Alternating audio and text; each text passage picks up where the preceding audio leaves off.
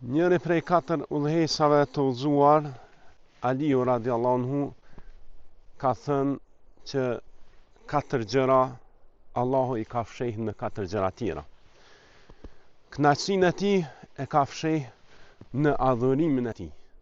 Prandaj thot, mos e nënvlerëso asnjë adhurim, sepse nuk i dihet për me saj mund të arrish kënaqësinë e Allahut të Madhëshëm.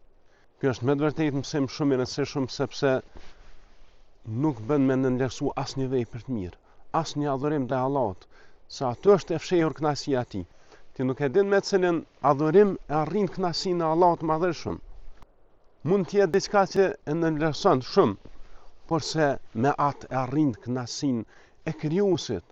Ku ka më mirë se me arriti kënaqësinë e Krijuesit? Nuk do të kap më asnjë keqe, as në këtë botë, as në tjetrën.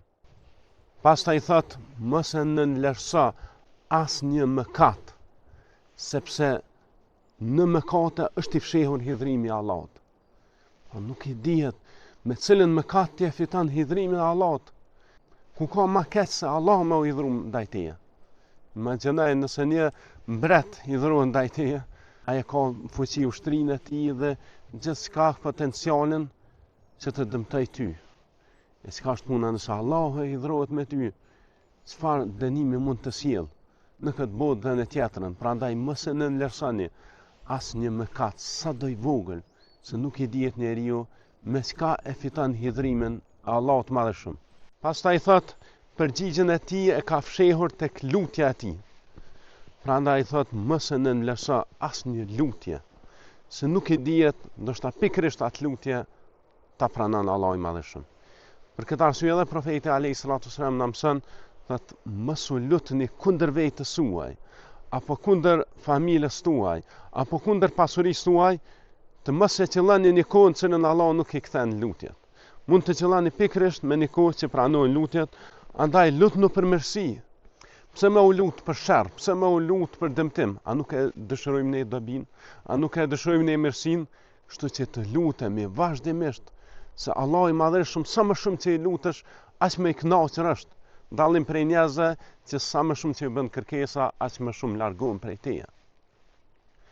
Dhe gjën e 4, Allah i Madhëshëm e ka fshehë mikun e tij, e vleon e tij tek robërit e tij. Njeriu që është evlia, nuk i shkruan ball që është evlia. Mund të jetë një njeri i pluhrosur. Në pamje të jashtme nuk do këtë as pak komod. Mund të jetë ai evlia i Allahut. Ne besojmë që evliat e Allahut janë ata të cilët janë besimtar dhe të devotshëm. Këta Allah i merr si miq, si të afërt.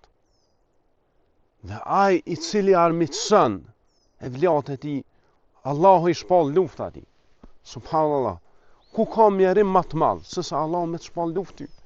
Prandaj po thot, mos e nënvlerëso asnjë rob të Allahut, se ai mund të jetë miku i tij, e ti nuk e din. Ti e fut luftë ndaj Allahut pa e ditë fare. Pastaj janë kohë njerëz që ndodhin fatkeqësi, kurse Allahu nuk dënon vetëm me atë që kanë vepruar duart tuaj. Prandaj keni parasysh këto 4 gjëra, këto 4 sekrete, këto 4 fshehtësi se me të vërtetë janë prej thesare të detyrisë që na kanë mësuar shokët e profetit alayhi salatu wasalam.